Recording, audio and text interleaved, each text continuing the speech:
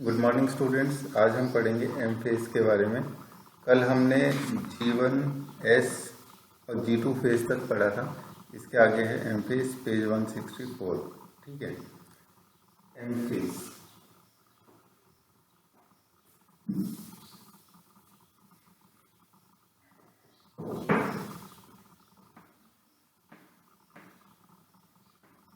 M phase का मतलब है कि अब हम पढ़ेंगे माइटोटिक फेज के बारे में या माइटोसिस के बारे में। ये न्यूक्लियस का डिवीजन है। इसके बाद होगा साइटोप्लाज्म का डिवीजन, जिसको कहते हैं साइटोकाइनेसिस। अब ये जो प्रोसेस है एम फेज, ये बहुत ही डायनामिक प्रोसेस है, यानी कि इसमें एक के बाद एक कई सारे परिवर्तन होते हैं। जेनेटिक मटेरियल जो कि एस फेज में डबल हो गया था, वो अब क्या होगा, दो इक्वल न्यूक्लियस में डिवाइड होगा। और डिवाइड होने के लिए सबसे बेस्ट तरीका क्या है कि वो पहले कंडेंस हो जाए। कंडेंस होके वो क्या बनाए, क्रोमेटिन मटेरियल बनाए। क्रोमेटिन मटेरियल कंडेंस होके यानी इंटरवाइन और फोल्ड होकर क्या बनाए, क्रोमोसोम्स बनाए। क्रोमोसोम्स क्या है, ऐसी बॉडीज हैं जो कि इसी समय बनती है, सेल डिवीजन के समय ही बनती है।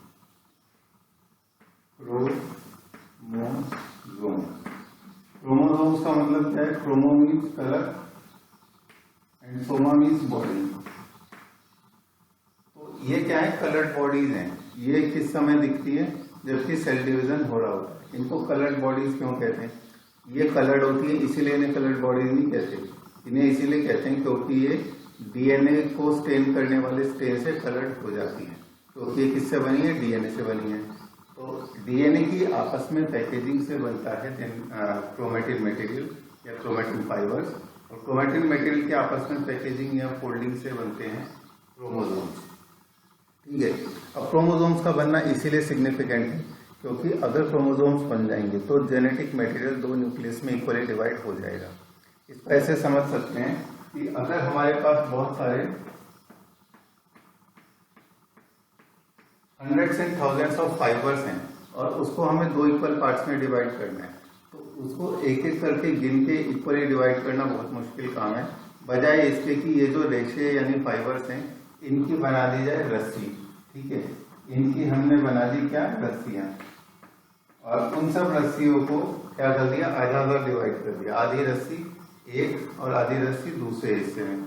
तो ये बिल्कुल इसी एग्जाम्पल की तरह क्रोमोसोम्स भी होते हैं। क्रोमोसोम भी डीएनए के कंडेंस और पैक होने से बने हैं ताकि इक्वली जेनेटिक मटेरियल दोनों न्यूक्लियस में, डॉटर न्यूक्लियस में डिवाइड हो जाए। ठीक है, देखो एम फेज में इन्होंने क्या लिखा है, it is the most dramatic period of cell cycle involving a major reorganisation of virtually all components of cell. Reorganisation का मतलब हर चीज दोबारा से सुव्यवस्थित हो रही है। इसको इक्वेशनल डिवीजन भी कहते हैं, एम फेज यानी माइटोसिस को, क्योंकि डॉटर सेल्स में भी क्रोमोसोम का नंबर उतना ही रहता है जितना कि पेरेंट में था।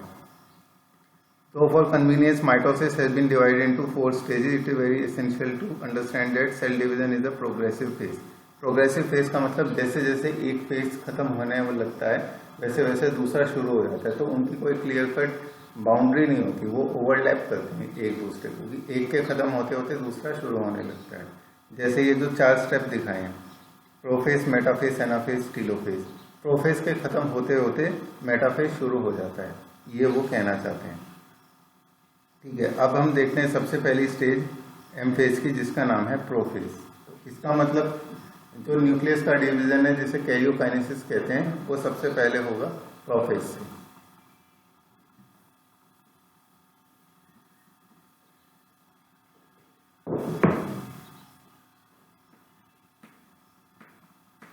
तो सबसे पहले है प्रोफेज।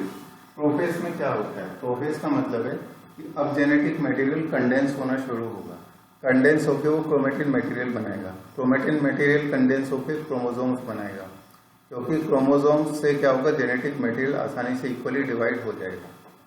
ठीक है, अब देखो सपोज करो कि ये एक न्यूक्लियस है और ये है न्यूक्लियर मेम्ब्रेन। इसके अंदर जेनेटिक मटेरियल था यानी कि डीएनए। इसके अलावा इसमें प्रोटीन भी था। इन दोनों के आपस में बाइंड करने से क्या बनता है, इन दोनों के आपस में बाइंड करने से बनेगा chromatin material.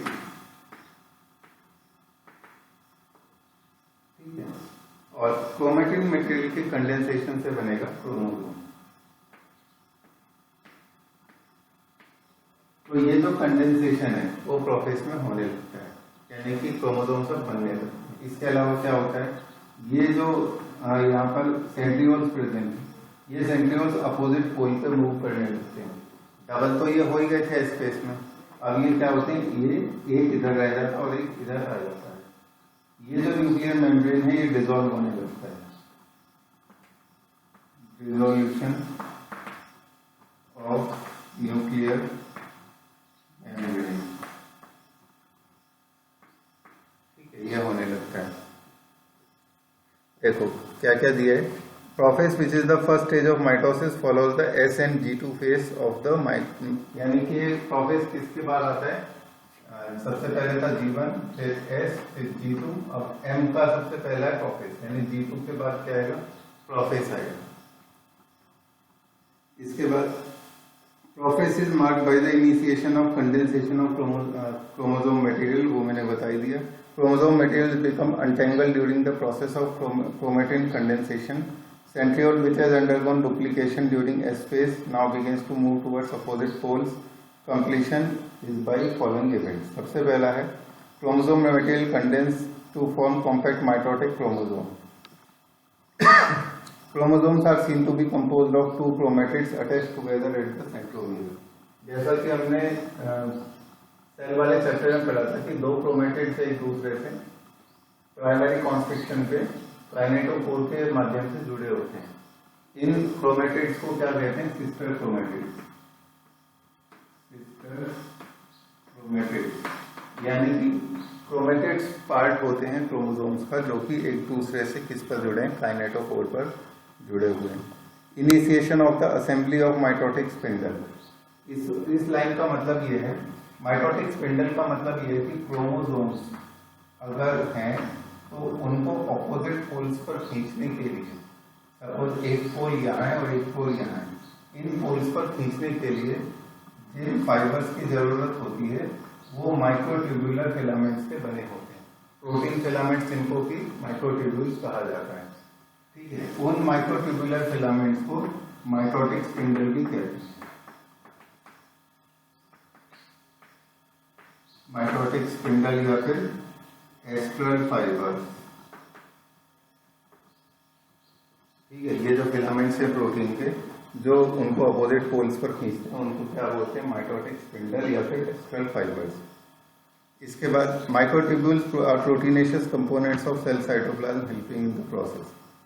Cells at the end of prophase when viewed under the microscope do not show Golgi complex, endoplasmic reticulum, nucleolus and nuclear envelope, क्योंकि ये सब क्या हो चुके हैं, ये गायब हो चुके हैं। अब आता है मेटाफेज। मेटाफेज में क्या होता है, सेकेंड स्टेप जो है माइटोसिस का उसका नाम है metaphase.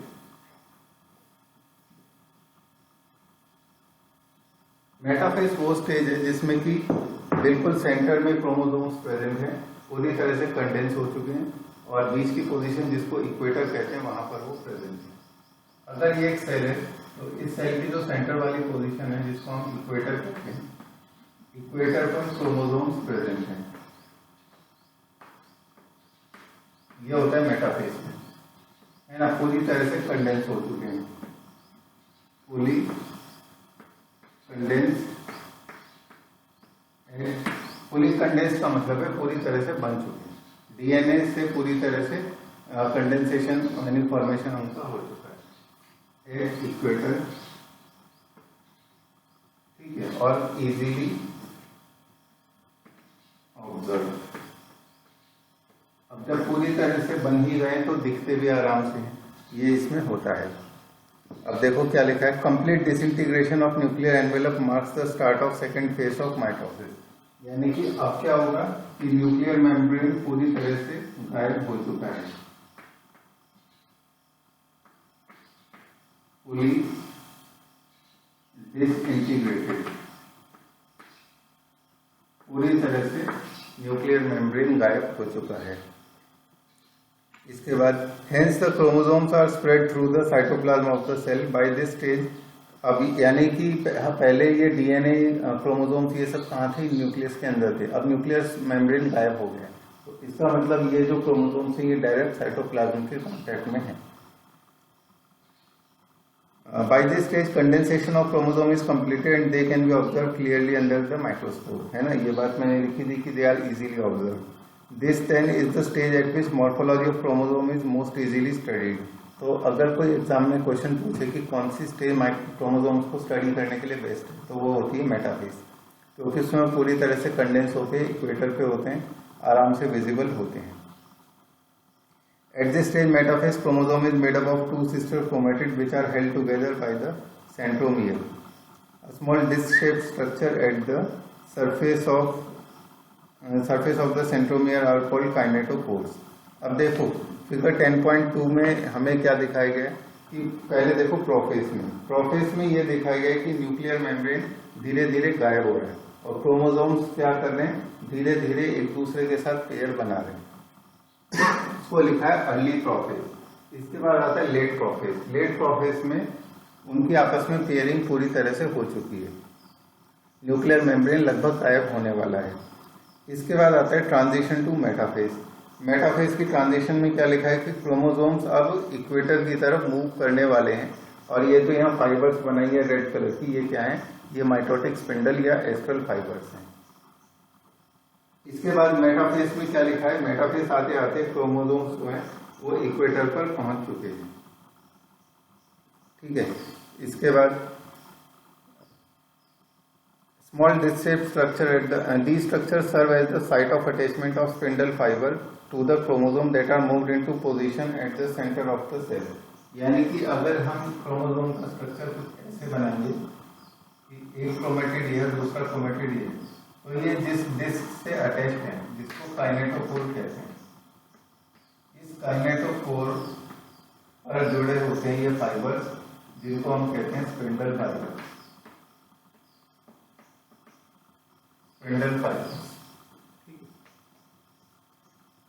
Hence the metaphase is characterized by all the chromosomes coming to lie at the equator with one chromatid of each chromosome as chromosome connected by its kinetochore to its spindle fiber from one pole and its sister chromatid connected to opposite pole। तो इसका मतलब क्या हुआ कि अगर ये chromosome है तो इस क्रोमोसोम में क्या होगा कि ये जो इनके काइनेटोकोर्स हैं इससे एक पोल से ऐसे जुड़ा है और एक पोल से ऐसे जुड़ा है, ठीक है, इधर वाले पोल से ऐसे और इधर वाले पोल से ऐसे ही जुड़ा है। इसके बाद the plane of alignment of chromosomes of metaphase is referred to as metaphase plane. तो अगर दूसरा क्रोमोसोम यहाँ पर इस तरह से प्रेजेंट है ना, तो ये वाला जो प्लेन होता है जिस प्लेन में सारे क्रोमोसोम लाइन से लगे होते हैं, इस प्लेन को कहते हैं मेटाफेज प्लेन, मेटाफेज प्लेन, ठीक है। The key features of metaphase are spindle fibres attach to kinetochores of chromosomes. ये स्पिंडल फाइबर अटैच हो गई काइनेटोकोर से, क्रोमोसोम इक्वेटर पर पहुंच गए और अलाइन हो गए मेटाफेज प्लेट पर स्पिंडल फाइबर्स के थ्रू। इसके बाद आता है तीसरा स्टेप जिसका नाम है एनाफेज। अब एनाफेज में क्या होता है,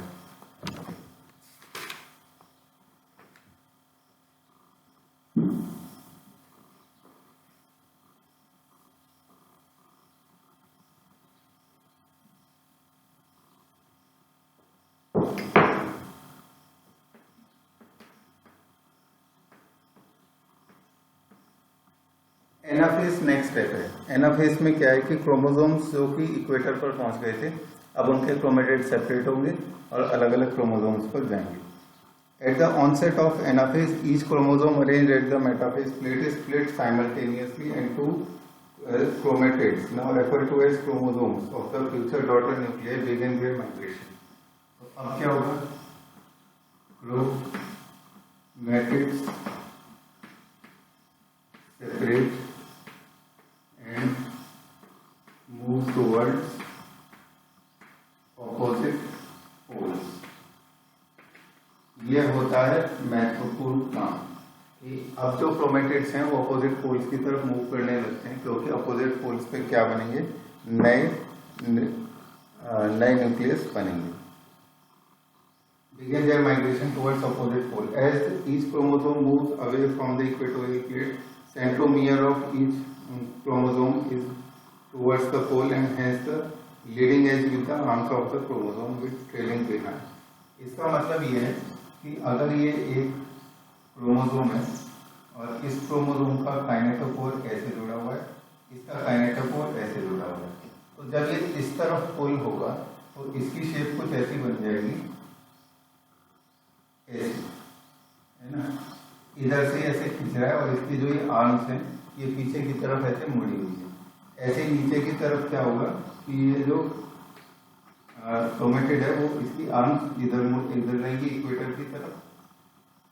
काइनेटोकोर जो इस फाइबर से जुड़ा हुआ है और इधर को खींच रहा है वो इधर को रहेगा, यानी कि इस पोल की तरफ. ठीक, ये चीज वो कहना चाहते हैं. Thus anaphase stage is characterized by following key events. Centromere split and chromatid separate. ये सेपरेट हो गए और इसके बाद उन्होंने मूव कर दिया अपोजिट पोल्स की तरफ, जैसा कि किस में दिखा है, 10.2 के सी में दिखा है. अब आती है टीलोफेज. टीलोफेज जो कि अगली स्टेज है.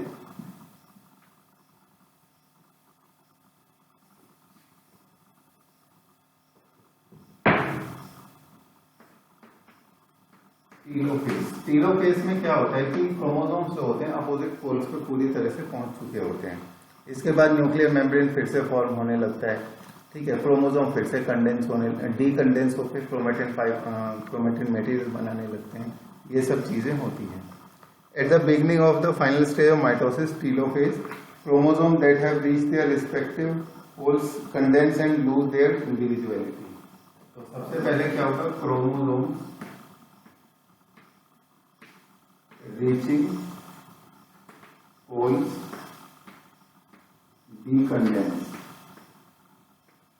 decondense का मतलब है उन्होंने वापस से क्रोमेटिन मटेरियल में कन्वर्ट हो गए. इसके बाद अगला स्टेप है, individual chromosomes can no longer be seen and chromatin material tends to collect in a mass at two poles. यानी कि अब फिर से उनकी विजिबिलिटी खत्म हो गई है. इस स्टेज में कौन कौन से इवेंट्स आते हैं, chromosome cluster at opposite spindle poles and their individuality is lost. Nuclear membrane assembles. यानी कि न्यूक्लियर मेम्ब्रेन वापस से दिखे. Nuclear membrane reappears. इसके बाद थर्ड है nucleolus, Golgi complex and ER reform. ये सब भी वापस से आ जाएंगे. Nucleolus, Golgi and ER reform, यानी कि वापस से बन जाएंगे.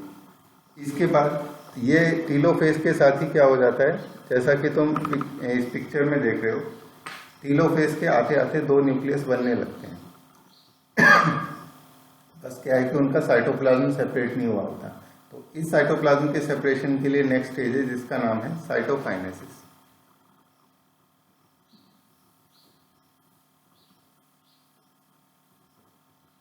Next is cytokinesis.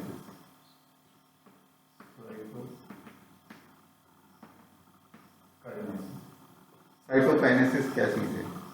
साइटोकाइनेसिस का मतलब है साइटोप्लाज्म का डिवीजन. अब साइटोप्लाज्म के अंदर के जो कॉन्स्टिट्यूएंट्स हैं जैसे कि ऑर्गेनेलीज, वो इक्वली सेपरेट हो जाएंगे ताकि दो अलग अलग सेल बन सकें. ठीक है, जिनको हम क्या कहते हैं, डॉटर सेल्स. अब इस सेपरेशन का के दो तरीके हैं. अगर प्लांट सेल है तो उसमें होता है सेल प्लेट फॉर्मेशन. और सेल प्लेट कैसे बनती है, अगर ये एक प्लांट सेल है तो इसमें सेल प्लेट कैसे बनेगी, अंदर से बाहर की तरफ. ठीक है, अंदर से प्लेट बननी शुरू होकर एज तक जाएगी और जब एज पे जाएगी तो ये दो सेल बन जाएंगी, एक ये और एक ये होती है प्लांट सेल. और दूसरा होता है cell furrow formation. Cell furrow formation और सेल फरो फॉर्मेशन होता है एनिमल सेल्स में.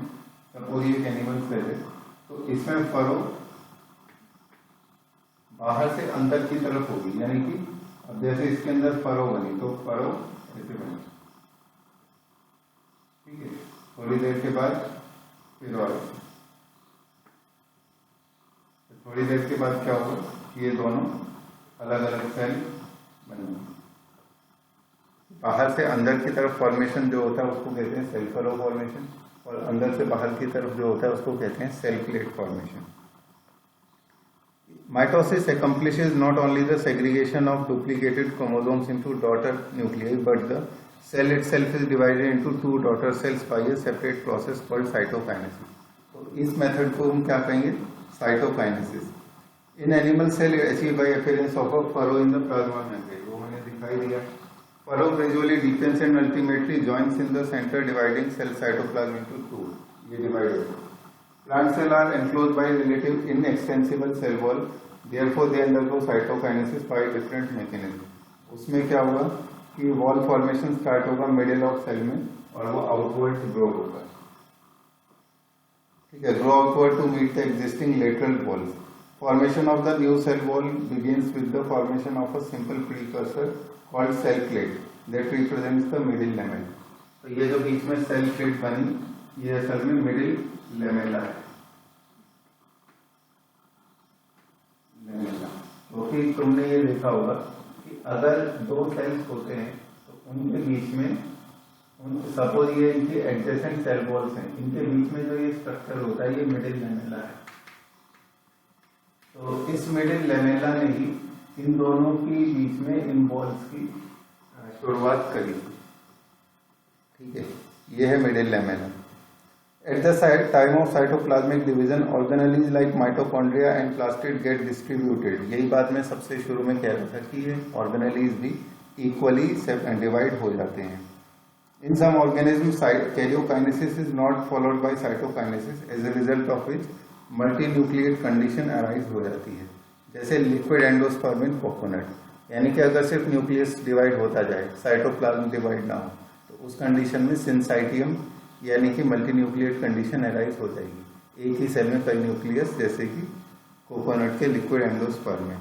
इसके अलावा फंजाई में जो मल्टी न्यूक्लिएट कंडीशन देखने में आती है वो भी इसी कारण से होती है। इसके बाद सिग्निफिकेंस ऑफ माइटोसिस। माइटोसिस की महत्व क्या है?